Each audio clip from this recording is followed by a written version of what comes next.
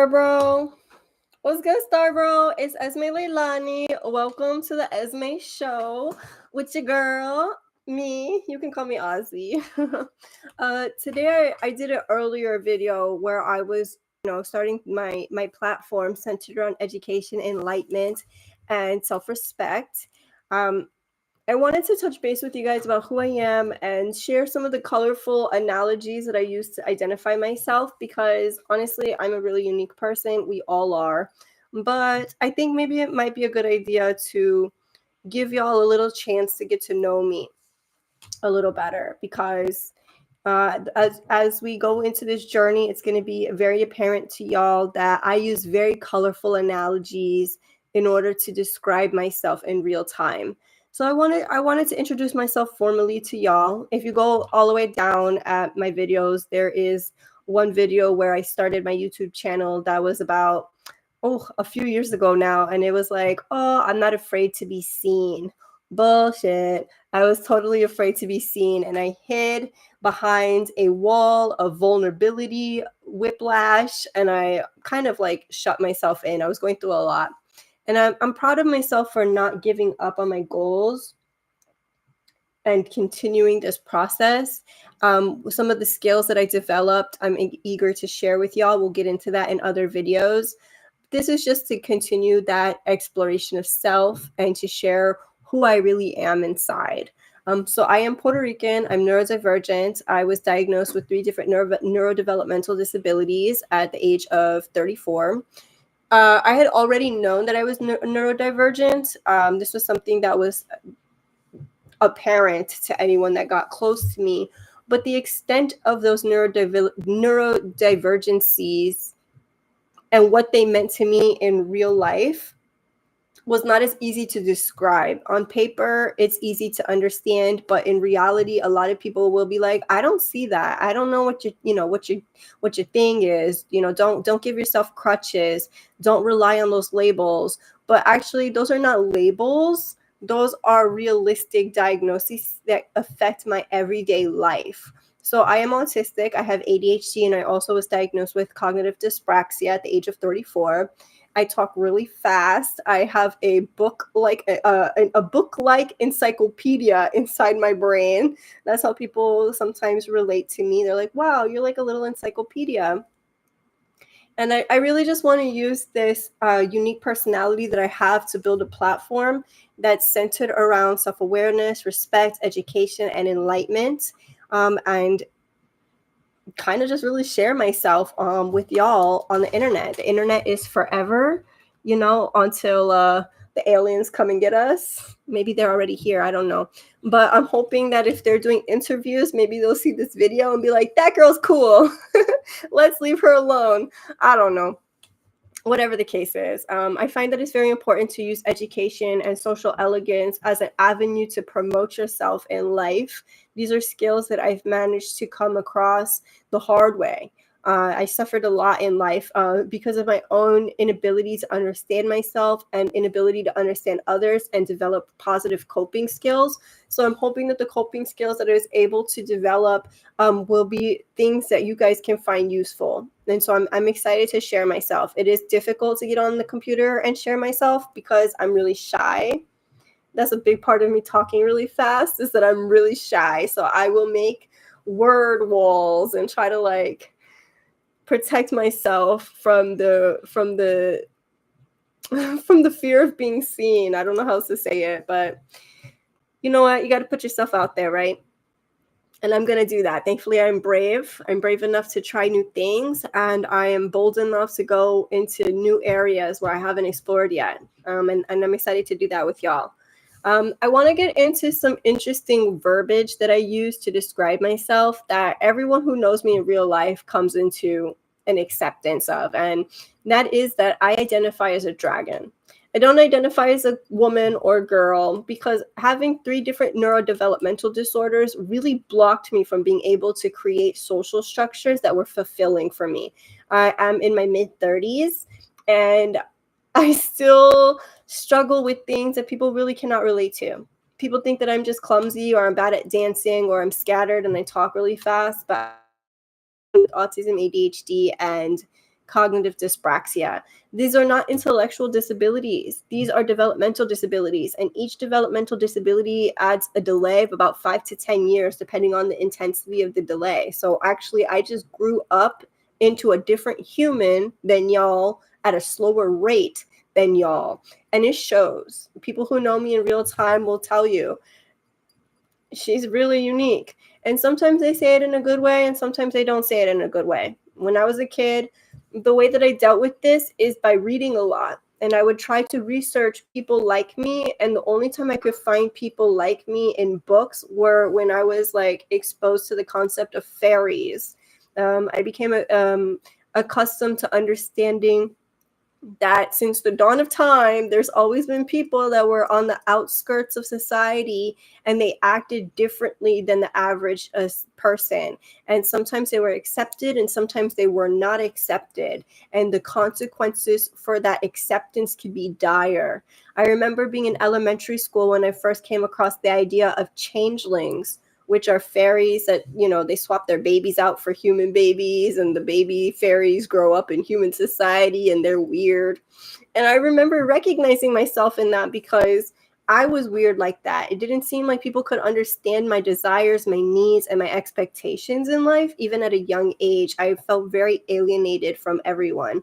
And I struggled a lot with my mental health, and I struggled a lot with my self-esteem, and I struggled a lot with social acceptance, which is why I made this channel centered around self-exploration, accountability, education, self-acceptance, you know, all of the things that I needed to learn and the hard way, that I did learn the hard way. I hope to share with y'all so that maybe there's a child or a person in the world that can access this video and realize that they're not alone.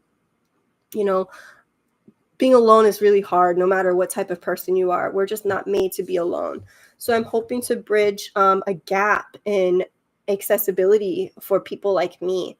I am Afro-Indigenous. I don't care what my phenotype is. I will go head to head with anyone who wants to argue with me about my phenotype. There is scientifically no genetic way to establish race. That is a science fact.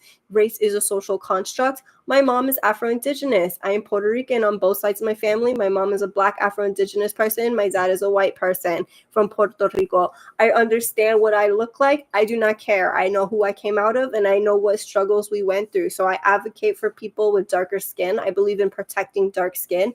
That's not only Black people. There are darker skinned individuals in Asia. There are darker skinned individuals in Australia. I don't care what, where, when, where, how. I know what side I stand on, and that is the side of righteousness, self-acceptance, and universal love for all people. That's just something that I'm going to go on the record and say right now.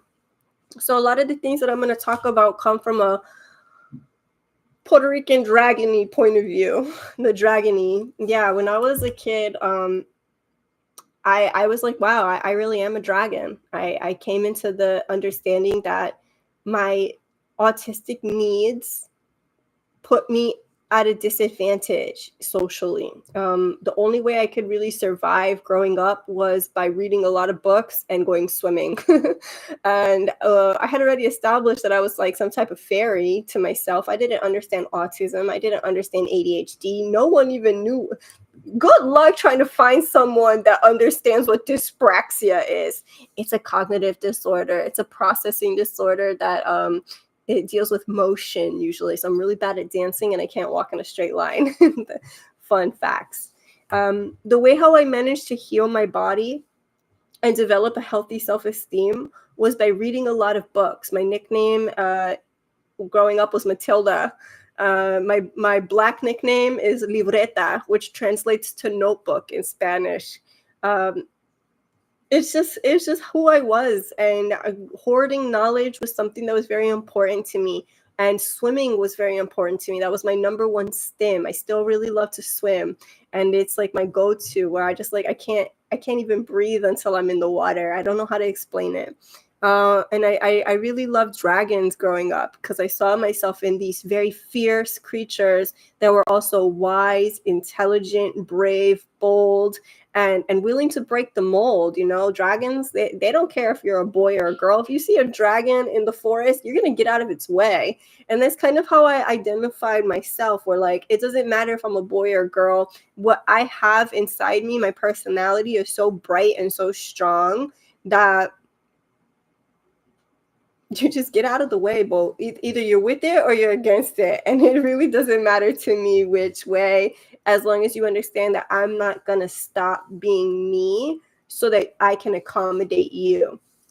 And that's a big thing for me, because I did have people pleasing tendencies. I do have to challenge myself to not be a people pleaser. Every single day I feel the desire to just give in, just let the neurotypical people have it their way. And I grew up with a lot of resentment towards neurotypical people because I didn't understand, well, like, if I'm smart and you think I'm smart, then how come I'm not acceptable? Neurotypical society is a nut that I have yet to crack. And honestly, I've put the nut down. I've decided that's not for me. I'm not for these type of people. Instead, I'm here to advocate for people like me who are neurodivergent.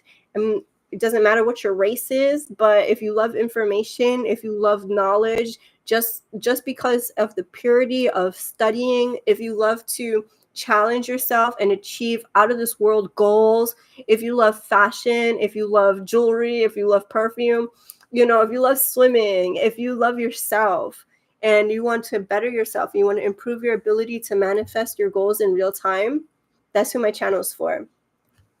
It is difficult, honestly, to put myself out here like this because it's not something that I feel comfortable with. I also relate to being a dragon who wants to just hide.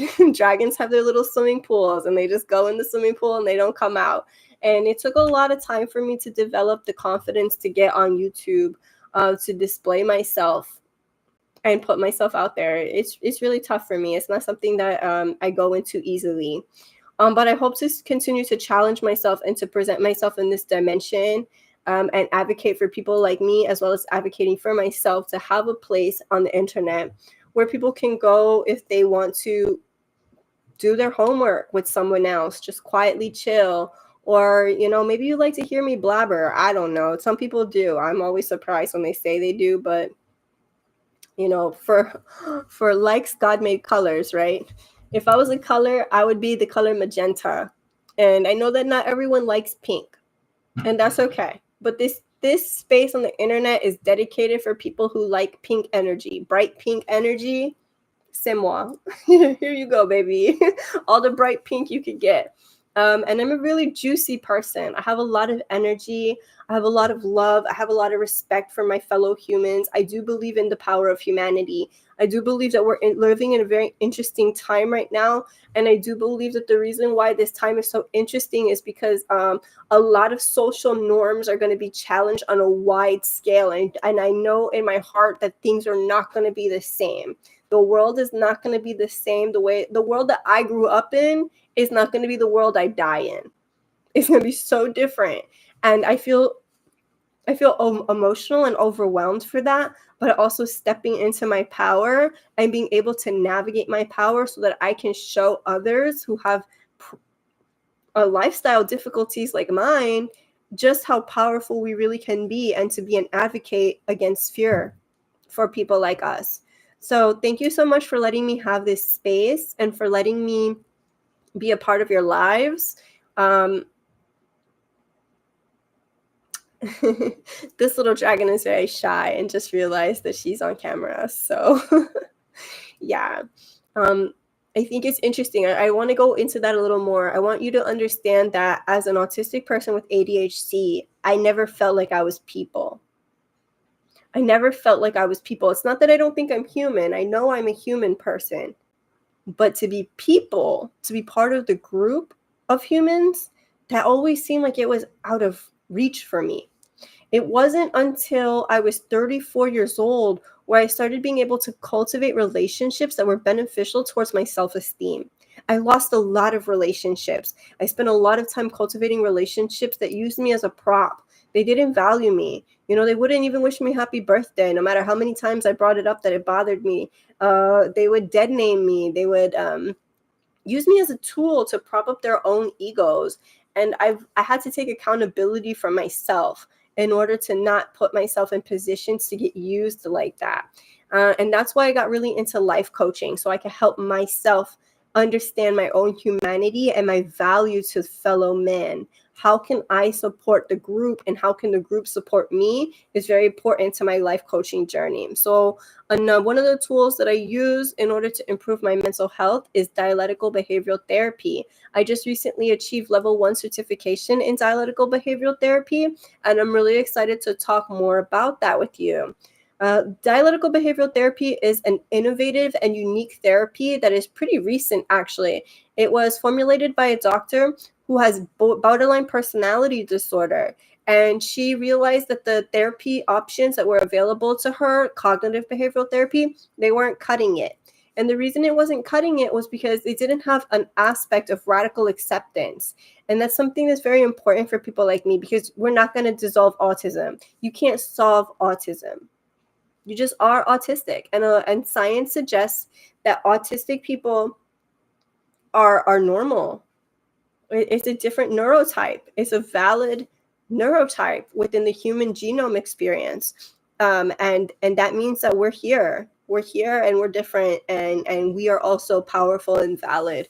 But we do have issues in a capitalistic society that is mainly neurotypical. And that's difficult. A lot of people would tell me, you don't seem autistic. And I would say back to them, well, if you were constipated and you told me I can't go to the bathroom, would I tell you back, oh, you don't seem constipated? No, right? It's same difference. And I use very fresh language. It's something that you guys have to get used to with me. I have no problem just saying it how I think it is. And I invite critical thinking skills. Please be skeptical. Please be ready to do your research with me. There's going to be times where my stream of consciousness just goes off and I have to do research because I be quoting opinions like they're facts sometimes. So that's just an autistic thing that I experience. I just never felt like people. I felt like a fairy. I was convinced I was a fairy. And by the age of 12, my mom asked me, like, what do you need to be okay? I can tell you're not like other people. Like, what do you need to be okay? And I told her, I need to go to the library. I want to study medicine. And I did. I started studying medicine when I was 12 years old. And I need a swimming pool, mommy. I can't handle myself when I'm not swimming. I need to go swimming every day. And can you believe my mom? God bless her heart. She was a real unique individual. She did buy a house with a swimming pool for me, and it was understood that like little dragons need their swimming pools. That's just what we need to survive. I need access to information, nonfiction information that helps grow my intelligence. It's something that is very important to me, is intelligence, education, and self-acceptance. And I need to go swimming. These are things that I hope to advocate for myself and for others. And I just want to just point out to you that, like, I'm not hoping to be your guru. I'm just hoping to be your friend. So if you can accept me as your friend in your life and just allow me to exist in my own space, bullying will not be tolerated. I've dealt with bullies my whole life. I don't care. Everyone is going to have different opinions about my abilities and my capabilities. I have papers. I'm not self-diagnosed. I spent a lot of money and time obtaining papers to leverage my position in society and receive autistic privileges in my community. So, like, I'm a valid neurodivergent individual, and I express myself in a unique way. And a lot of people in my life have been confused by the way that I talk. So if there's any confusion, just drop it in the chat. Ask me to clarify. We'll do research together. And I do value critical thinking skills. It is going to require people to recognize that the critical thinking skills that I use is called dialectical thought. So let's get into that word dialectical. What does that mean?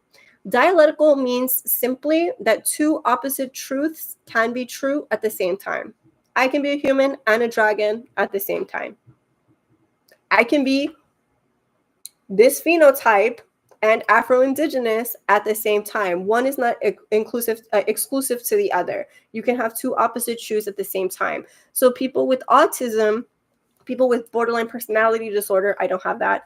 People with any other type of neurodivergencies, they're going to have to realize that I can be functional and be suffering at the same time. And that's the whole point of DBT. It mixes cognitive behavioral therapy with Eastern philosophies centered around acceptance and self-exploration. So it's very powerful. There's a little part of DBT that I really like. It comes from ABA, Applied Behavioral Analysis, which is one of the only therapies that is exclusively from the autistic community. And I'm going to get into those skills in another video. I also love spirituality. I'm excited to retake some courses with y'all. I'm going to actually retake some courses centered around soul exploration and the history of religion and soul.